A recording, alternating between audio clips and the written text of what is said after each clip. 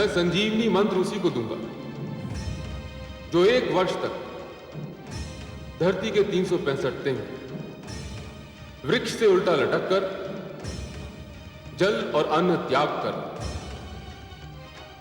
केवल जलती हुई पत्तियों का धुआं पीता रहा पूरे 1 वर्ष।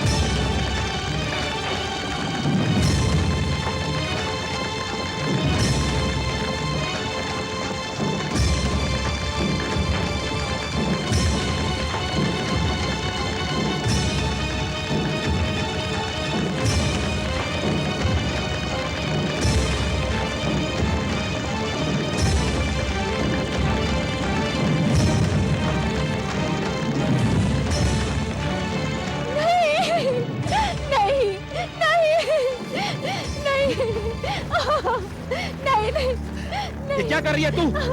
अग्नि को बुझाइए, शीघ्र अग्नि को बुझाइए, नहीं तो अनर्थ हो जाएगा। अरे कौन है तू और तूने क्या कर दिया? मैंने अग्नि में मिर्च डाल दी है। ईश्वर के लिए शीघ्रता कीजिए, अग्नि बुझाइए, अग्नि बुझाइए।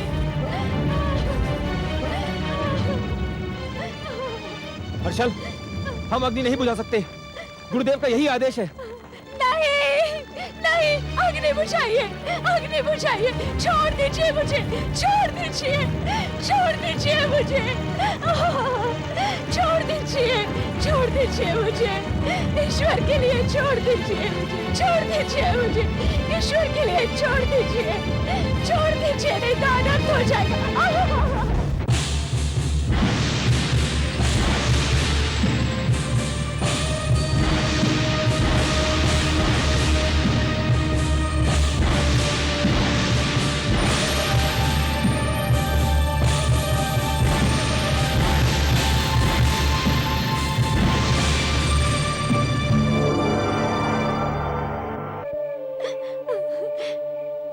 विधाता, मेरे हाथों से ये कितना बड़ा अनर्थ हो गया। मैंने तो केवल गुरु शुक्राचार्य का अनुष्ठान रोकना चाहा था, उनके प्राण नहीं लेना चाहती थी मैं। धिक्कार है मुझे, कितनी स्वार्थी हूं मैं। केवल देवलोक को बचाने के लिए, अपने पिता के हित के रक्षा के लिए मैंने एक महान विद्वान, एक महातेजस्वी, एक महाज्ञानी गुरु से कितना घिनौना छल किया है। पापी हो गई मैं ईश्वर, पापी हो गई। कैसे धुलेगा ये धब्बा, कैसे होगा इस पाप का प्रायश्चित? हे विधाता, मेरी सहायता करो, गुरु शुक्राचार्य को कोई क्षति न पहुंचे। हे शिव शंकर, उनके प्राणों की रक्षा कीजिए, उनके प्राणों की रक्षा कीजिए, उनके प्राणों की रक्षा कीजिए ईश्वर।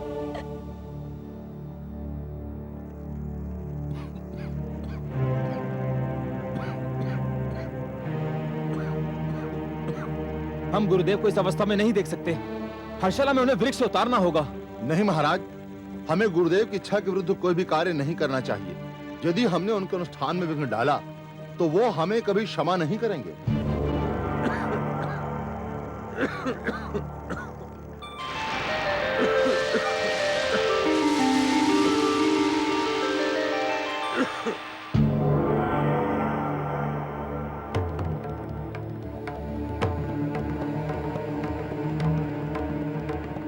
अपना अनुष्ठान रोक दो शुक्राचार्य।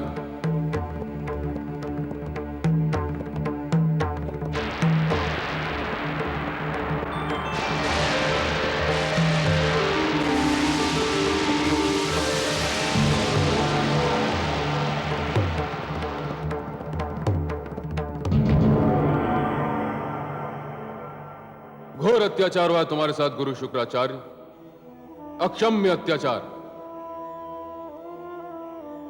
ऐसा षड्यंत्र देवराज और उनकी पुत्री को शोभा नहीं देता। परंतु तुमने अपना अनुष्ठान रोक क्यों नहीं दिया? मैंने तुम्हें पत्तियों का धुआं पीने को कहा था, मिर्चों का धुआं पीने को नहीं। हे महादेव, यदि मेरे प्राण भी चले जाते तो भी मैं इस अनुष्ठान को ना रोकता, क्योंकि आपको दिया हुआ वचन मेरे लिए मेरे प्राणों से अधिक मूल्यवान है। भोलेनाथ, मैंने जान लिया था कि तपस्विनी के वेश में देवराज इंद्र की पुत्री जयंती मेरे अनुष्ठान का बल्कि मेरा अंत करने की चेष्टा कर रही। पर महादेव, मैं चुपचाप ये अन्याय देखता रहा। आपका आदेश मेरे कानों में गूंज रहा था। मैं आपके आदेश की अवहेलना न कर सका। तुम धन्य हो शुक्राचार्य। ऐसी महान निष्ठा, ऐसी अपार सहन शक्ति का प्रदर्शन करके तुमने मुझे प्रसन्न किया। तुम ऐसी परिस्थितियों में भी अडिग रहे जिन्हें झेल पाना किसी के लिए भी संभव नहीं। मैं तो अब भी अपना अनुष्ठान पूरा करना चाहता हूं महादेव। आपसे संजीवनी मंत्र प्राप्त करने के लिए मैं कोई भी यातना झेल सकता हूं। अब इसकी कोई आवश्यकता नहीं। जयंती ने एक षड्यंत्र रचकर संजीवनी मंत्र पर देवराज इंद्र का अधिकार समाप्त कर दिया। संजीवनी मंत्र को प्राप्त करने के अधिकारी तुम हो, केवल तुम। देवराज तो अनुष्ठान के नाम से ही भयभीत हो गए थे। मैंने यह निर्णय किया है कि संजीवनी मंत्र को प्राप्त करने के योग्य तुम ही हो। हे महादेव, हे भोलेनाथ, हे शिव शंभु, हे महेश, हे शंकर, आपको कोटि कोटि प्रणाम, कोटि कोटि धन्यवाद। मैं तुमको संजीवनी विद्या अवश्य दूंगा, परंतु ध्यान रहे, अधिकार और शक्ति का मद चढ़ जाए तो विवेक के पग डगमगाने लगते हैं, बुद्धि लड़खड़ाने लगती है। ऐसा बार बार हुआ है कि कोई महान शस्त्र, कोई महान शक्ति पाते ही मस्तिष्क में अहंकार भर जाता है और अहंकार के हाथों शक्ति का दुरुपयोग होने लगता है। संजीवनी जीवन दान है। जीवन पुण्य को भी मिल सकता है और पाप को भी, प्रकाश को भी मिल सकता है और अंधकार को भी। तुम इस शक्ति को पाने के बाद अपनी मर्यादा न भूल जाना, विवेक से मुख मत मोड़ लेना। हे महादेव, मैं सदैव आपकी आज्ञा का ध्यान रखूंगा। तो लो, मैं तुम्हें संजीवनी मंत्र प्रदान करता हूं।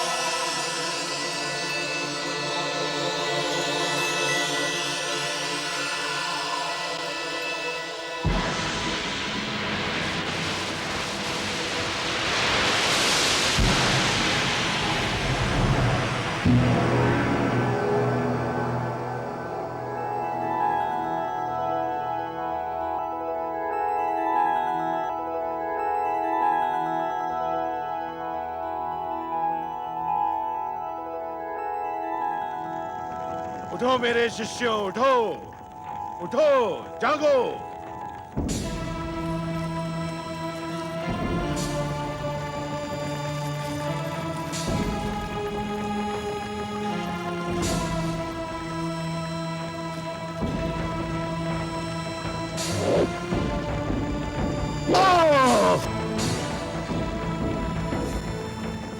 गुरुदेव, ये क्या किया आपने?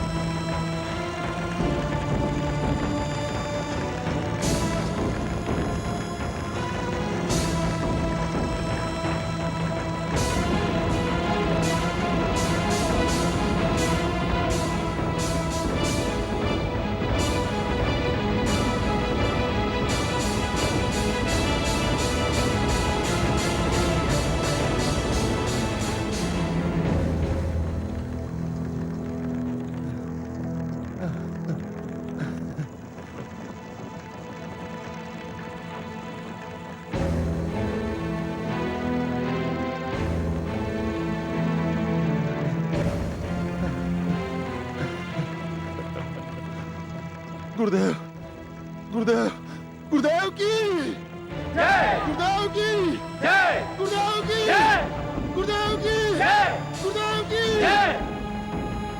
मिल गया, मुझे संजीवनी मंत्र मिल गया। अब तुम्हें किसी को मृत्यु नहीं आएगी। यदि आएगी तो मैं उस मंत्र से तुम्हें पुनः जीवित कर दूंगा। मेरे प्रिय शिष्यों, तुम्हारा सौभाग्य लौट आया। मेरी तपस्या सफल हो गई।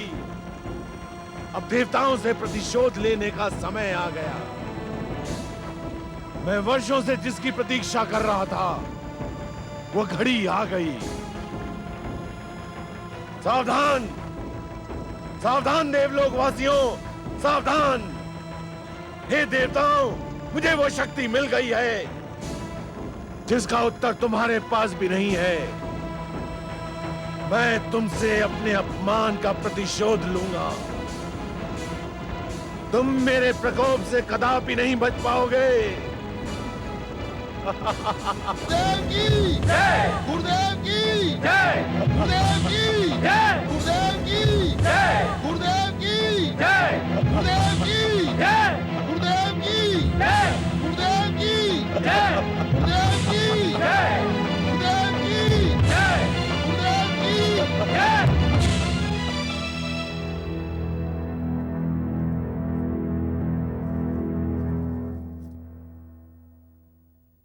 गुरुदेव की जय गुरुदेव की जय गुरुदेव की जय गुरुदेव की गुरुदेव की गुरुदेव की जय गुरुदेव की जय।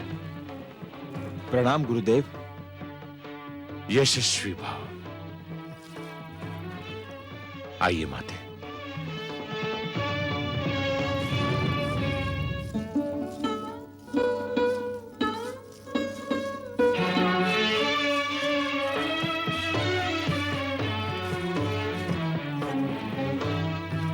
आसन ग्रहण कीजिए गुरुदेव।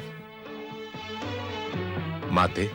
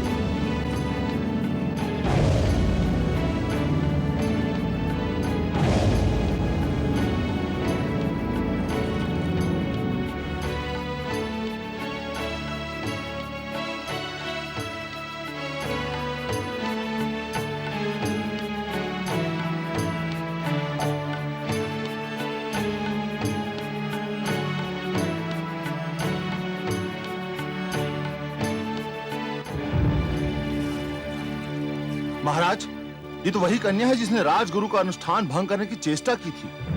हाँ गुरुदेव, ये वही कन्या जो आपका अनुष्ठान रोकने के लिए आपके प्राण लेना चाहती थी। मैं जानता हूं। कन्या, क्या तुझे अपना अपराध स्वीकार है? हाँ, मुझे अपना अपराध स्वीकार है। तो फिर तुझे इस अपराध का दंड मिलेगा। सेनानियों, पकड़ लो इसे। ठहरो।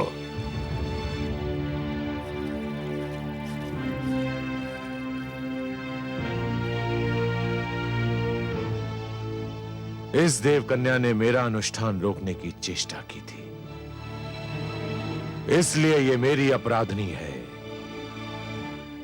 इससे प्रश्न पूछने और दंड देने का अधिकार केवल मुझको है, किसी और को नहीं। प्रश्न पूछने की क्या आवश्यकता है गुरुदेव?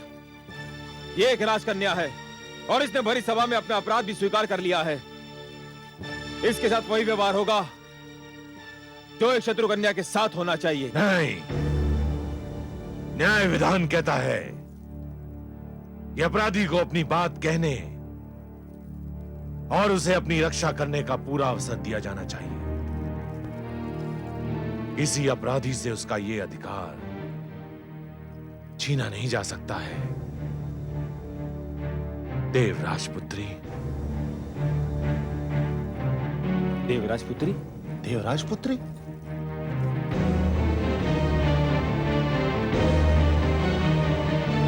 हाँ, ये देवराज इंद्र की पुत्री जयंती है।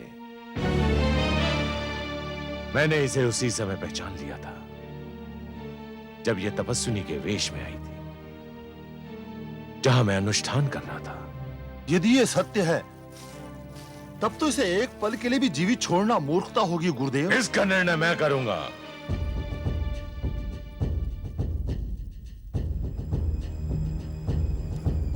देवी जयंती, तुम जानती थी कि यहां इस सभागार में आना तुम्हारे जीवन के लिए संकट बन सकता है। तुम तो अपना प्रयास करके चली भी गई थी, फिर तुमने यहां आकर अपने जीवन को संकट में क्यों डाला? गुरुदेव, ये सत्य है कि मैं वहां से निकल गई थी, पर मैं पीड़ा के उस घेरे से नहीं निकल पा रही थी जो इस दुष्कर्म के पश्चात मेरे मन और मेरी आत्मा से उठ रही थी। तो फिर तुमने वो दुष्कर्म किया ही क्यों था? मैं चिंतित थी कि आपका अनुष्ठान सफल हो गया तो मेरे पिता की सत्ता पर संकट आ जाएगा। अपने पिता से अथाह प्रेम ने मुझे इस दुष्कर्म पर विवश कर दिया था। पिता का प्रेम एक स्वाभाविक ही नहीं, एक महान और पवित्र भावना है। फिर तुम्हें उस पर पश्चाताप क्यों है देवी? मैंने आपका अनुष्ठान भंग करने के लिए जो कुछ भी किया वो सत्य ही पिता से प्रेम का परिणाम था, परंतु उसके उपरांत जो कुछ भी हुआ उसकी मैंने कल्पना भी नहीं की थी। मैंने आपके नेत्रों से, आपकी नाक से और मुंह से रक्त की फुहारें फूटती देखी तो मेरी आत्मा मुझे धिक्कारने लगी।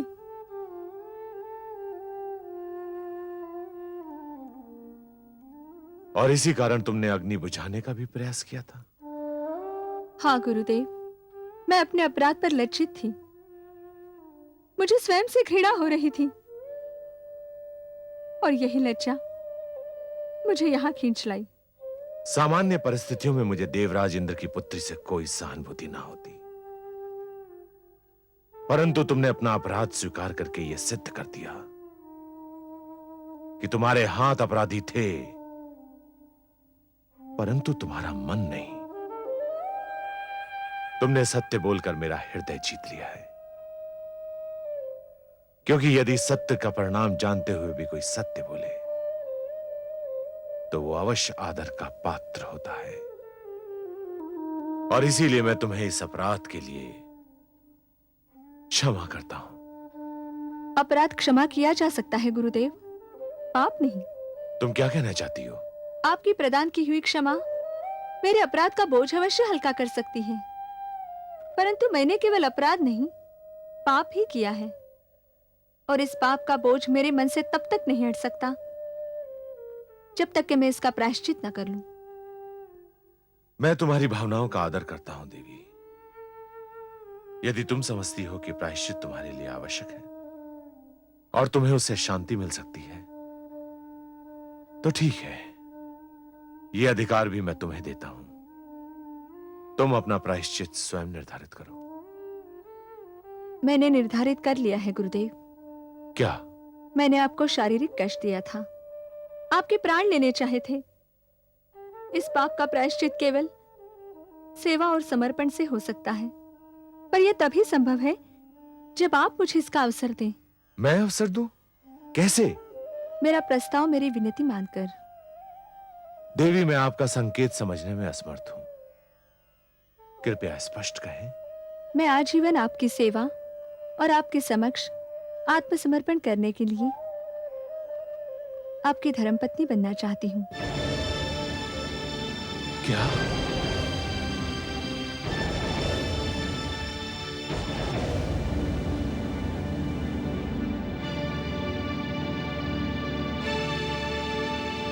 आप जानती हैं आप क्या कह रही हैं? भली भांति जानती हूँ गुरुदेव, और ये जानना चाहती हूँ कि आपको मेरा प्रस्ताव स्वीकार है या नहीं। परंतु देवी, मेरे प्रश्न का उत्तर परंतु नहीं, केवल हाँ या नहीं हो सकता है। इन्हीं में से मैं एक उत्तर सुनना चाहती हूँ।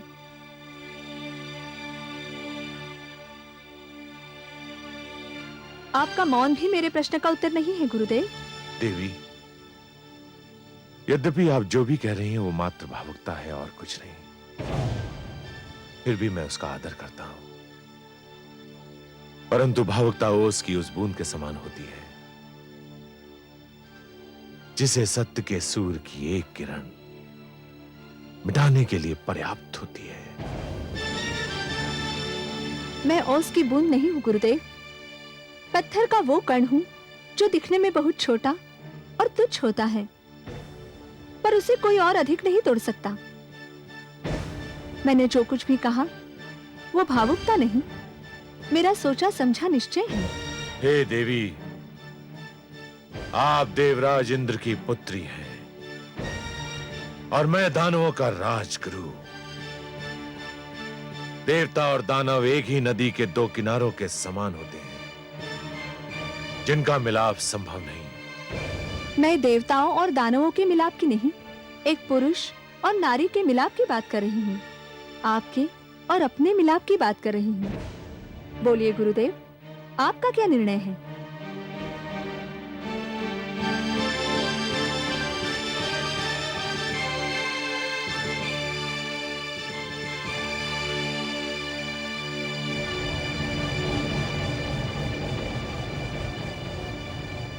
वो तपस्वी शुक्राचार्य, स्वर्ग की अप्सराएं भी जिसके पांव न डिगा सकी, वो एक कन्या के सामने तर्कहीन होकर रह गया। मुझे आपका प्रस्ताव स्वीकार है देवी।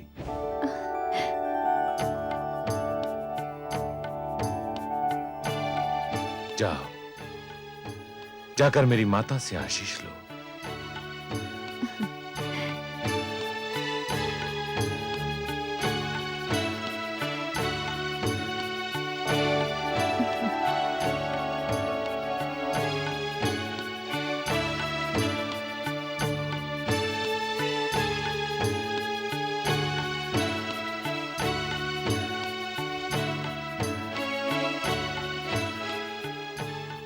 हे पुत्र, संजीवनी मंत्र तो तुमने अपने शिष्यों के लिए प्राप्त किया है, पर तुम्हारी संजीवनी तो यही कन्या है कि तुम्हें सुख देगी, शांति देगी, परिवार देगी।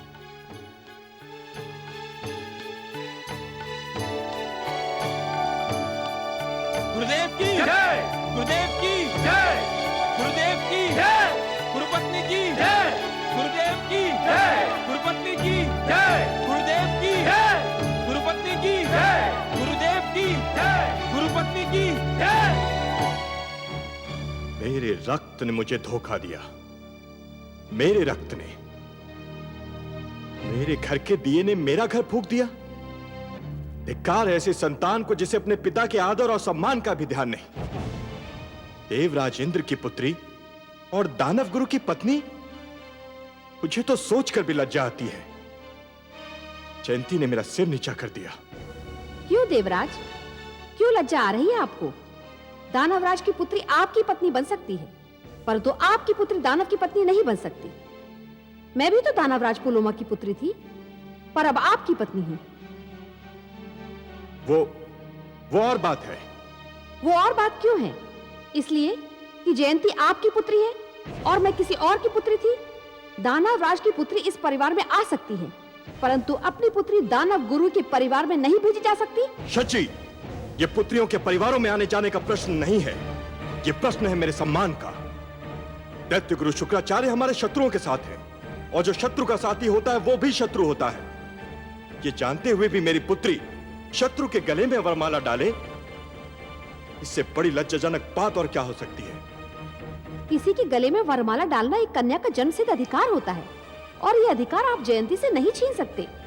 वरमाला डालने का अधिकार है जयंती को, परंतु मेरा अपमान करने का अधिकार तो नहीं है। उसने आपका अपमान नहीं किया देवराज, उसे अपने किए पर पश्चाताप था। कोई भी व्यक्ति पश्चाताप का बोझ लेकर जीवन भर जी नहीं सकता। उसे विश्वास था कि केवल इसी ढंग से वो अपने मन का बोझ हल्का कर सकती है। इसी में उसका सुख है, तो फिर हम उसे कैसे रोक सकते हैं? मेरी बात मानिए देवराज, परिस्थितियों से लड़ना संभव न हो तो उनसे समझौता कर लेना चाहिए। ये नियति का खेल था। नियति से न आप लड़ सकते हैं न मैं। उसने अनुचित कार्य किया था, प्रायश्चित तो करना ही था। हम कैसे रोक सकते हैं?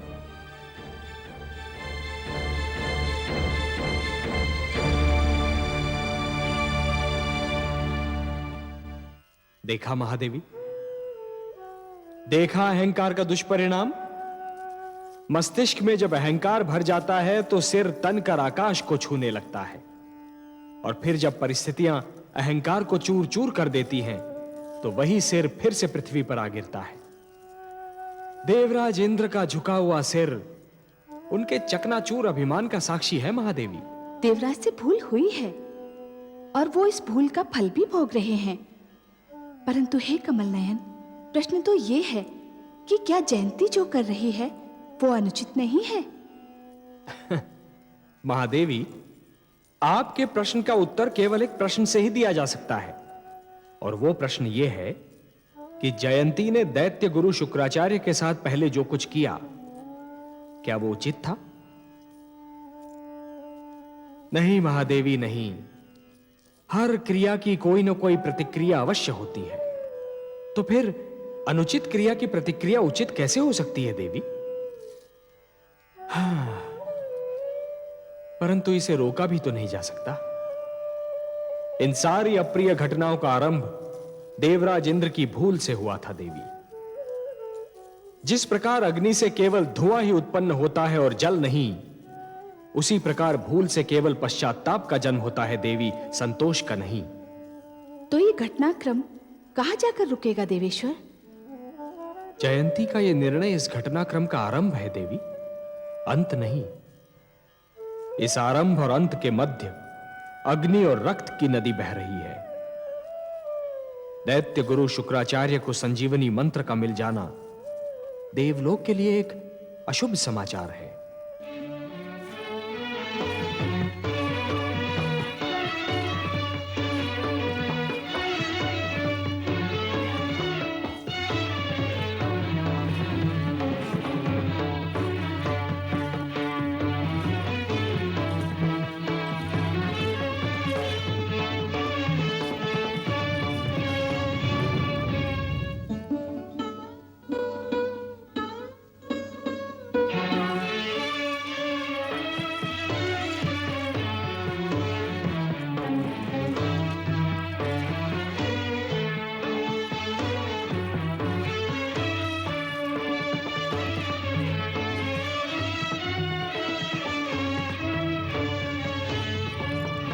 बधाई हो, बधाई हो, बधाई हो, बधाई हो, बधाई हो। बधाई हो गुरुदेव, बधाई हो। बधाई हो गुरुपत्नी। समस्त दानव लोक आपके लिए उपहार लेकर आया है गुरुदेव। मुझे केवल एक उपहार चाहिए।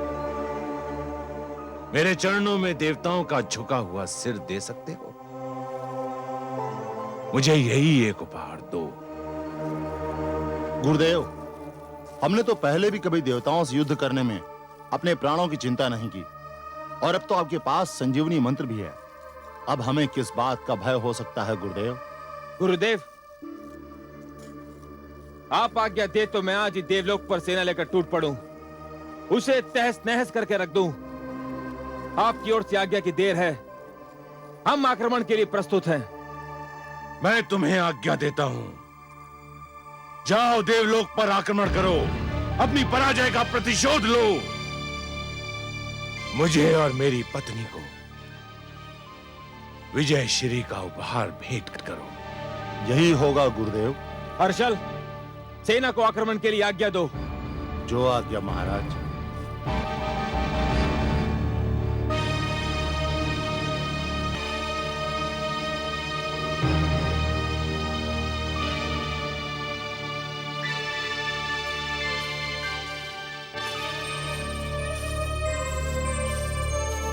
देवराज।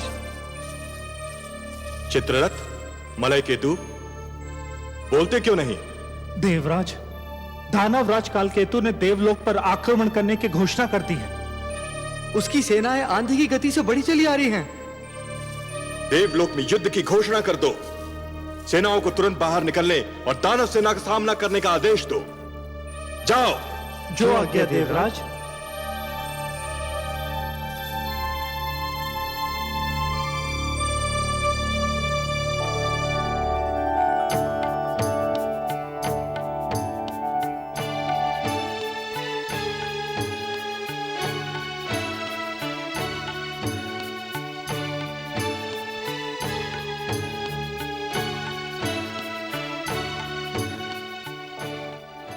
मैं आपसे विदा लेने आया हूं देवी। दोनों ओर से युद्ध की घोषणा हो चुकी है। युद्ध किसी भी क्षण आरंभ हो सकता है।